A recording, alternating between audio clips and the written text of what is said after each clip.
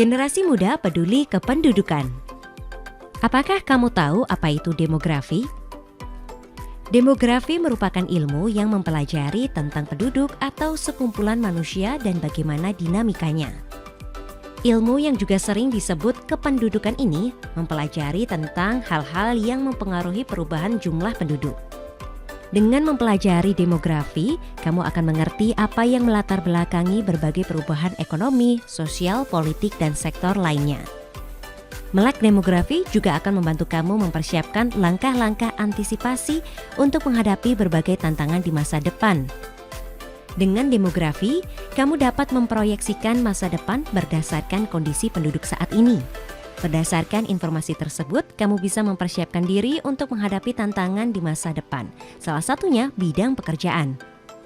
10 profesi kekinian yang cocok buat kamu.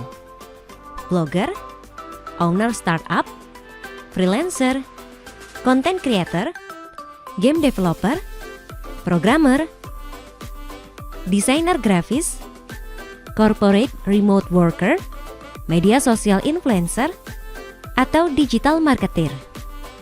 Selain dari segi ekonomi, demografi juga membantu kamu memahami fenomena politik, seperti kasus Brexit di Eropa ataupun fenomena boomingnya Korean Pop atau K-pop. Demografi dan kependudukan secara umum melihat bagaimana perubahan jumlah dan kualitas penduduk pada sebuah negara atau wilayah. Perubahan jumlah penduduk biasanya diukur dengan melihat pertumbuhan penduduk. Ada 3 komponen penentu pertumbuhan penduduk, yaitu kelahiran, kematian, dan perpindahan penduduk atau disebut migrasi. Kelahiran. Kelahiran merupakan salah satu komponen pertumbuhan penduduk yang dapat menambah jumlah penduduk. Keluarga berencana atau KB adalah upaya untuk merencanakan jumlah, jarak, dan waktu kelahiran anak dalam rangka mencapai tujuan reproduksi keluarga. Tujuannya untuk meningkatkan kesejahteraan ibu, anak dalam rangka mewujudkan normal keluarga kecil bahagia sejahtera yang menjadi dasar terwujudnya masyarakat yang sejahtera dengan mengendalikan kelahiran sekaligus menjamin terkendalinya pertambahan penduduk. Kematian. Kematian merupakan komponen yang bisa mengurangi pertumbuhan penduduk. Migrasi. Migrasi merupakan perpindahan penduduk dari suatu tempat ke tempat lain. Migrasi akan menyebabkan pengurangan pertumbuhan penduduk jika penduduk yang keluar dari suatu wilayah lebih banyak daripada penduduk yang masuk ke wilayah tersebut dan sebaliknya. Struktur umur penduduk Indonesia. Tahukah kamu, tingkat kelahiran yang tinggi sebelum adanya program KB telah menyebabkan banyaknya penduduk usia muda di Indonesia? Persentase penduduk berdasarkan kelompok umur tahun 1970 hingga 2030. Transisi demografi. Para ahli kependudukan merumuskan sebuah teori yang dinamakan transisi demografi yang menjelaskan keterkaitan antara dinamika penduduk dengan pembangunan. Pada tahap awal, sebuah negara memiliki angka kelahiran dan kematian yang tinggi. Tahap berikutnya adalah sebuah negara mulai membangun dan mengalami pergeseran sumber pendapatan utama dari pertanian, kemudian memasuki pengembangan industri. Di Indonesia sendiri, mulanya struktur umur penduduk banyak berusia muda atau usia belum produktif, yaitu usia 0-14 tahun.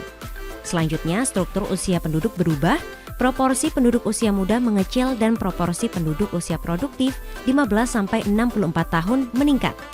Dengan kondisi tersebut menghasilkan rasio ketergantungan atau RK akan menurun, sehingga jumlah tanggungan pekerja menurun. Rasio ketergantungan atau RK merupakan rasio antara jumlah anak-anak dan orang tua dibanding dengan penduduk usia muda. Pada tahun 2015, rasio ketergantungan Indonesia sebesar 48,6.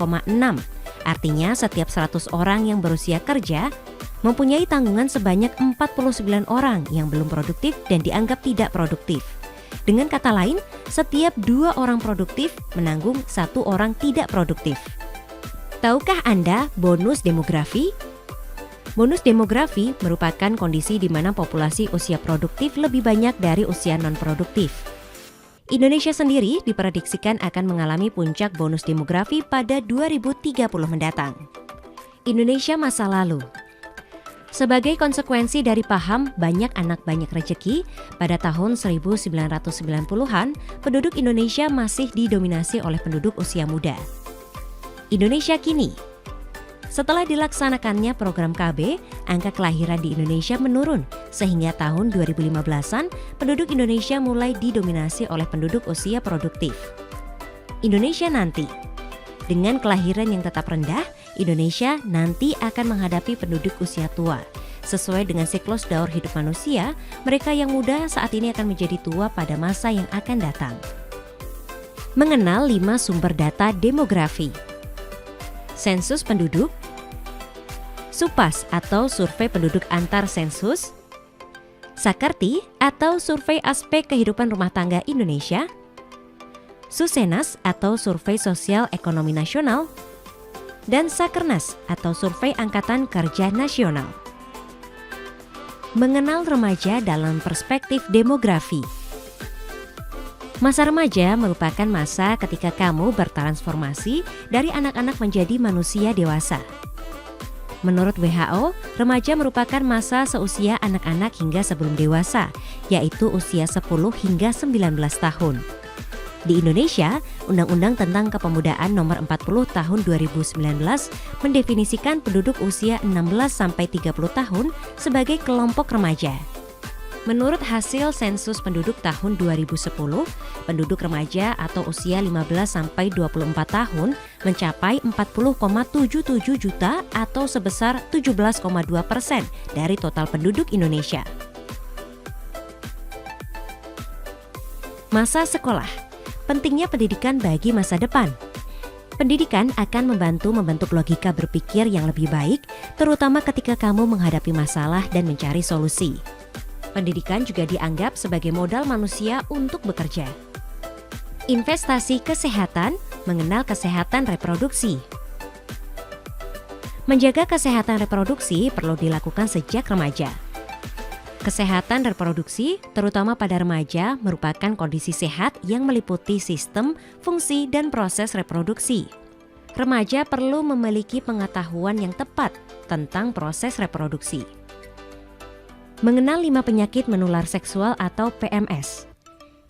Penyakit menular seksual merupakan infeksi yang menular melalui hubungan intim. Di antaranya adalah infeksi HIV, sifilis, gonor atau kencing nanah, herpes genital, dan human papillomavirus atau HPV. Cara sederhana menjaga kesehatan reproduksi. 1. Hindari seks bebas, narkoba, alkohol, dan rokok. 2. Menjaga kebersihan organ vital. 3. Olahraga teratur. 4. Mengecek kemaluan dan payudara secara berkala. 5.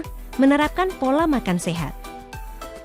Nah, dari materi yang sudah kita simak tadi, kamu pasti paham kan bahwa generasi muda yang terencana akan sudah memiliki tujuan sejak remaja. Ia tahu kapan saat belajar, kemudian bekerja, hingga membangun keluarga. Perencanaan yang baik akan berdampak positif pada kondisi finansial, sosial, dan kultural, sehingga kehidupan mereka akan jauh lebih baik dan meraih kebahagiaan. Produktivitas dan kreativitas saat berkarya juga akan makin meningkat. Tentu ini menjadi kontribusi nyata bagi kemajuan bangsa. Jika kamu belum punya rencana, jangan sedih.